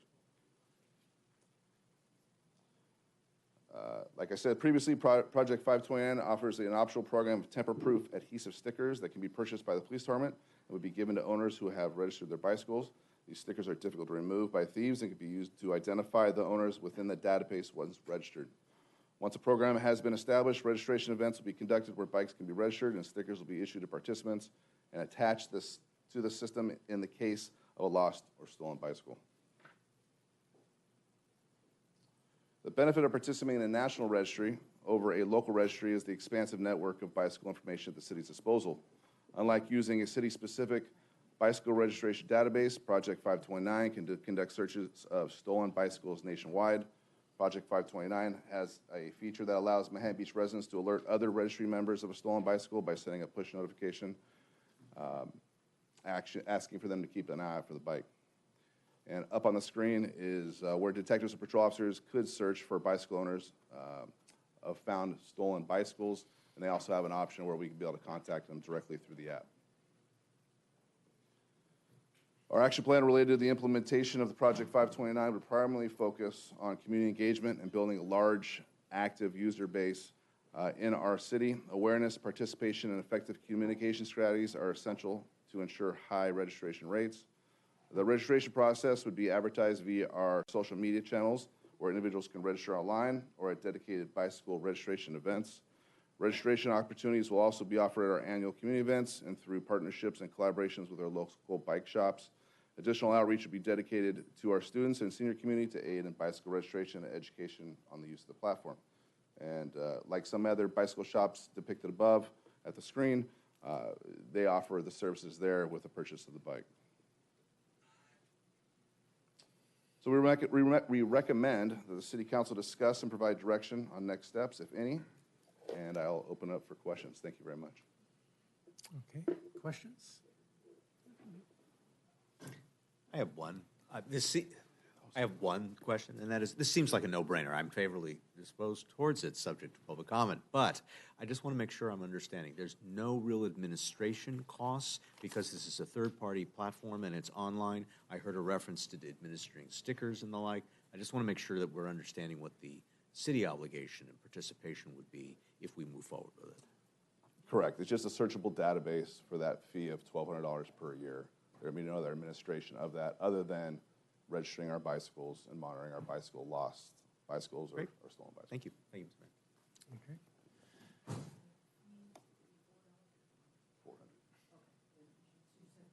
You said 4, yeah. I said 4? Yeah. It was $400. Yeah, I'm humble, I apologize. That's okay. Yeah. And you may not have this number, but I asked for it earlier and got it. But how many bicycle thefts? I'm sorry, anybody before me? No. How many bicycle thefts have there been in, say, 2023 and year-to-date 2024? Good evening again, Mayor Franklin. So for 2023, we had 76 reported bicycle thefts. So far, year-to-date through today, we've had 50 reported thefts in the city. And I'd just like to note that this is something that's often underreported because if most people, if they don't register their bicycle serial number at the time of purchase, they sometimes don't see the value in reporting it stolen because it would be difficult to distinguish that bicycle from another bicycle of similar make and model. So it's likely underreported, but those are our numbers for the last 2 years. Okay. And the other question I have is, I mean, these thieves are so good at what they do. I can't imagine that label is indestructible. I mean, it can be, it's like the tags on our automobiles, we instruct people to slice them up with a razor blade so that they can't be lifted off and things like that. I mean, are they of such a material that they can't be destroyed by a bicycle thief? Sir, I think that tamper-resistant is just that. It's resistant to tampering, but something I would note is whether the bicycle has a sticker or not, we're going to run the serial number because having the sticker is not a function of the registration. So if someone registers from home and they don't receive a sticker, the bicycle is still in the database. And so our team would run the serial number of a bicycle they suspect is stolen with or without that sticker. So it's just another layer, just like having, I'm protected by such and such security company yard sign is just another measure of deterrence, but all of it is layered and we can only do so much with that. Okay, great. Any other questions? Council? Thank you. So public comments?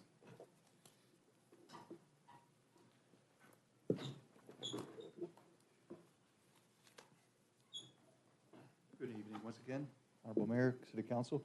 One more question, probably for the police department. When I was in a bike store a little while ago, bringing my son's e-bike in there, someone had just come in and said, they had their battery stolen, and that seems like a hot item that gets detached. So my question would be can you actually register the battery and the bike differently? Because we really would like to catch the thieves of the batteries. So is that possible? Could you possibly answer that? Thank you.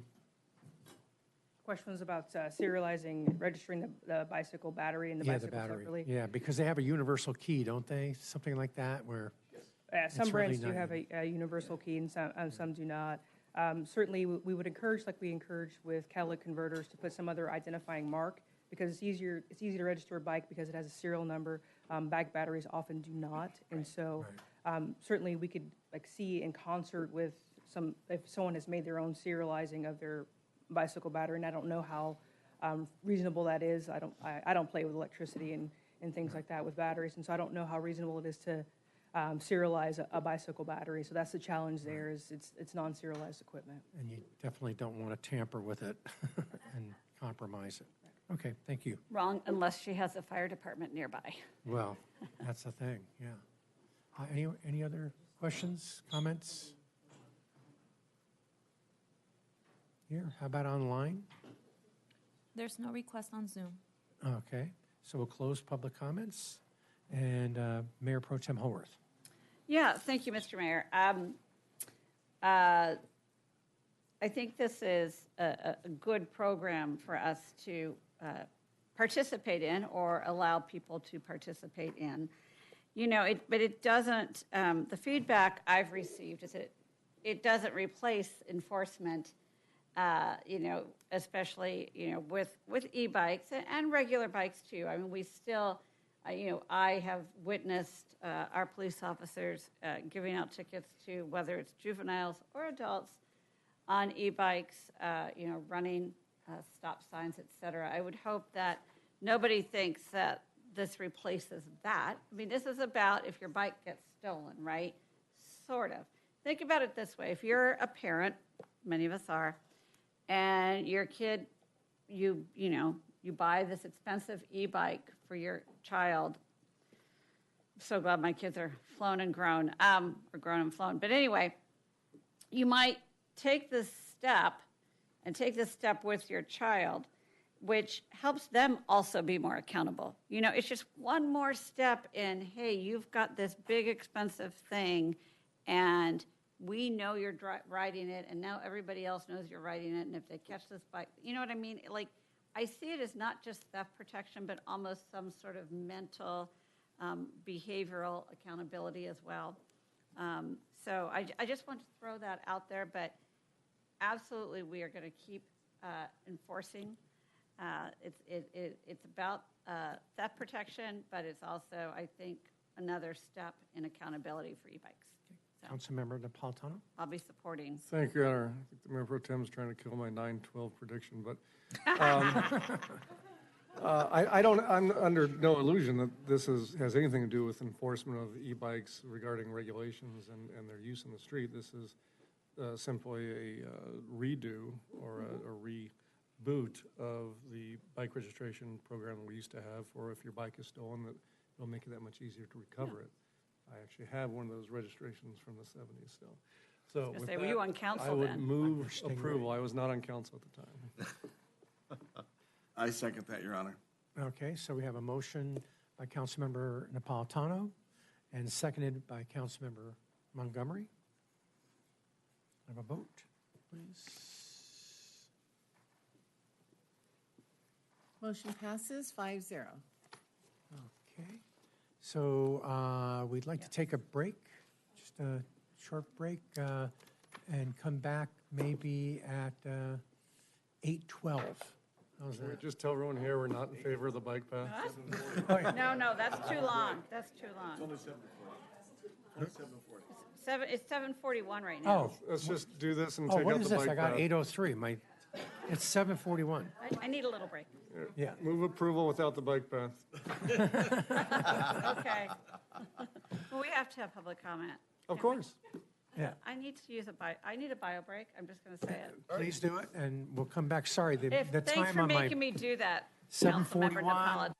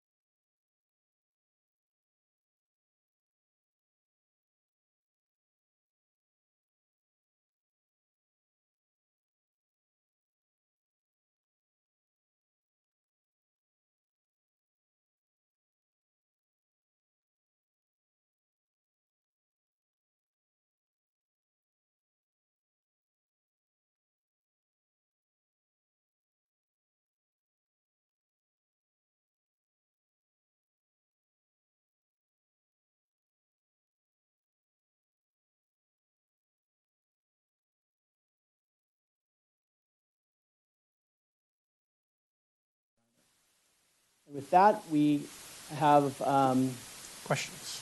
questions. Yeah. Open to public, no presentation, Well, correct? you're right, no presentation, Okay. but questions from Yeah. And I do have a question. I'm not trying to circumvent the process here, because certainly we heard from the community earlier during public participation. We've certainly received a lot of emails on this. My motion is to approve without the bike path, but, and I say that, and that can be adjusted if there is a need to, but I do have a question regarding the inclusion of wood in a lot of the redo. I mean, we've had that experience out at Polywog. You know, there's a reason why we didn't replace the old wood galleon with a new wood galleon.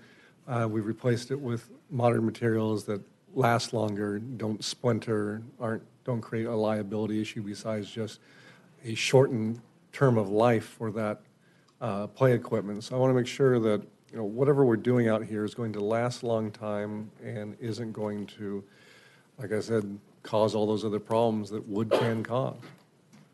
Correct. And so regarding the galleon, it was a Robinia wood that does thrive in more of a marine environment for longevity. In terms of the materials that will be used for this, I will turn it over to Brian Avalos, and he can probably speak on this item better than I can. Hello, council members. Speaking of the wood that we'd be using there, it's a manufacturer called Earthscapes. They cultivate all this wood that has the same warranty that we see with playgrounds that have a plastic or a synthetic wood manufacturing guarantee. So we made sure to kind of quiz them and grill them on the warranty that would we receive, and it matches what we would with anything that would be of plastic. So longevity is our goal here. Okay, good. Thank you. Thank you, Your Honor. Okay. And then I just have a question is, what would the cost be? It was reflected that the cost included the cement bike path. Do we have an idea what, if we took that out, what the savings would be?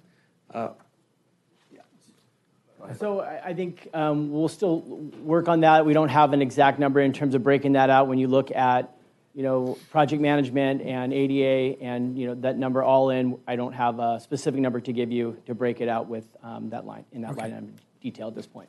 Great. Okay. Any more questions? No questions, Your Honor, but I was the second to Councilor Napolitano's motion. Okay. So let's open it to public comments.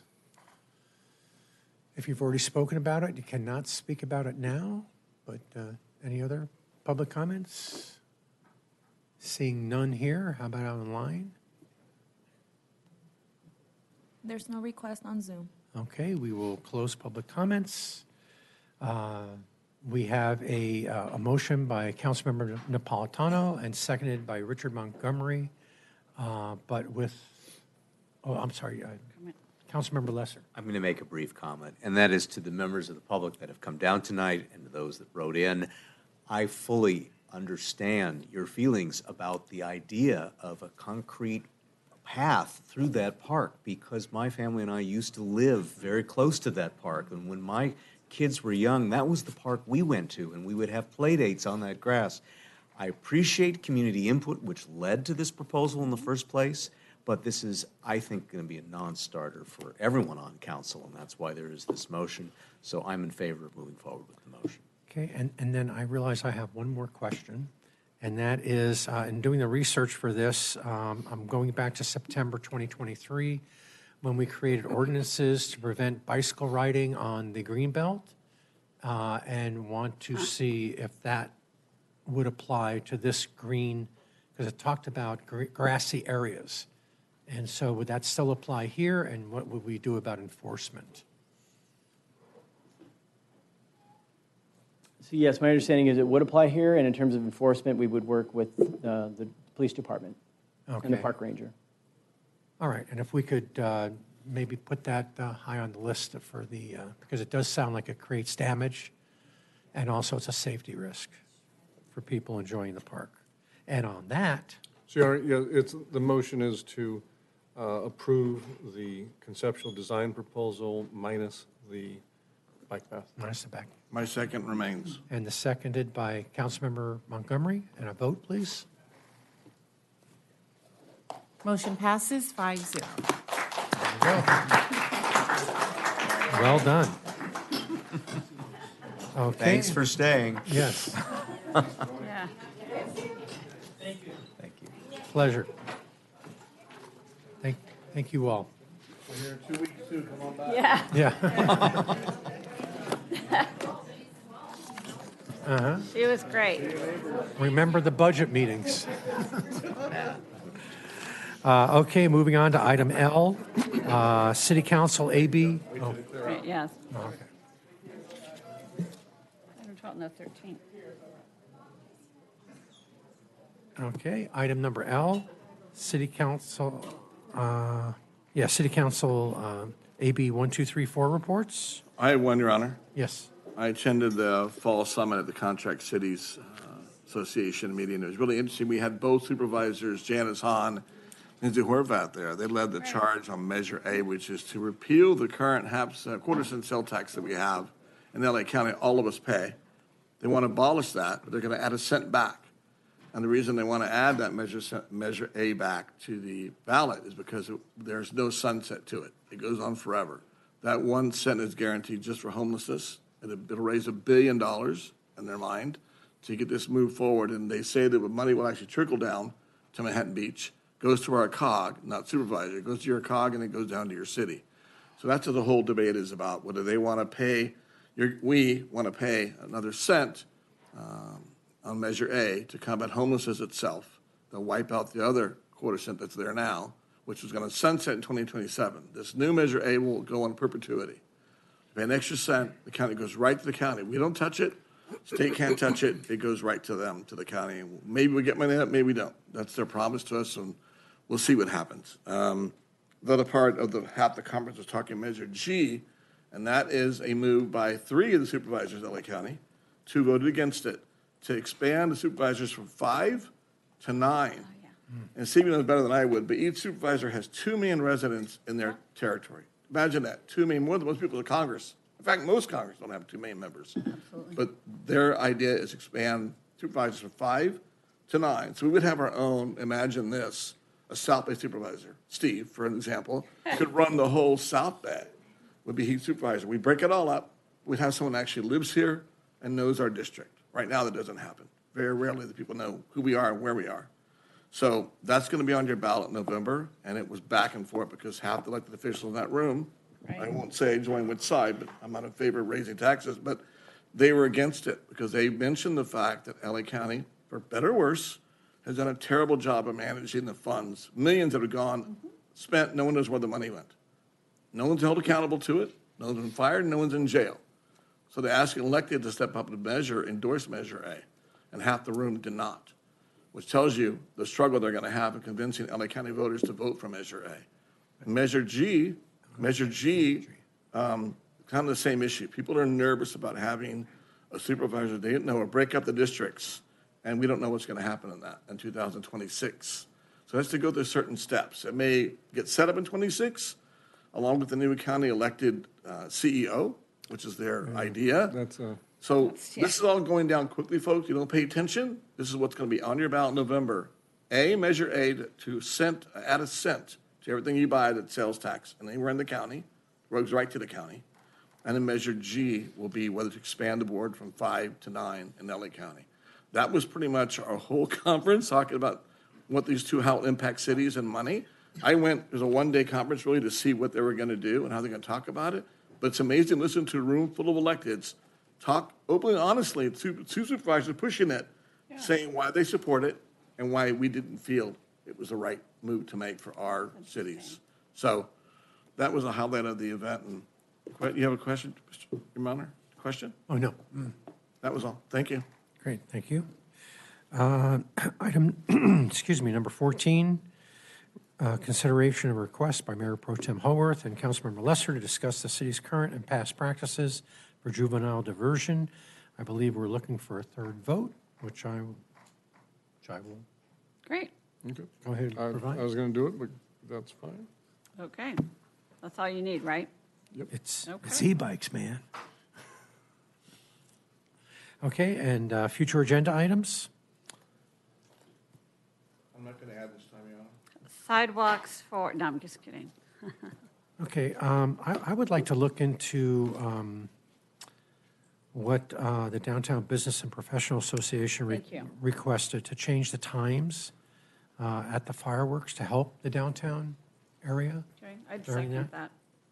So we can look into that. I don't think it would take too much to change that. Yep. City Manager Report, item N. Nothing to report this evening, thank you. City Attorney Report? Nothing to report. Okay, thank you. Informational items. Let's see, we move on to number 17? Is that what we? Yeah, Your Honor, regarding 17, this is another example, though, of why I brought up the whole issue of appeals, because we get, this is an informational item. It's a decision on an appeal of a coastal development permit for residents. There's really no definitive information in there, and, you know, at some point, council might want to appeal something. And the clock is usually running by the time that we know about it. There needs to be some sort of, something told to council that this was approved, this is what the item is, and allow for council to appeal it in a timely manner if they want to.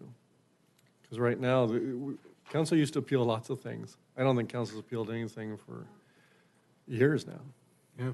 So, and there are some things that council is going to want to appeal. So there needs to be some reformatting of this, but I already asked for that item to be brought back for a future council meeting, so that just reconfirms the intent. Thank you. And adjourn to 5 o'clock?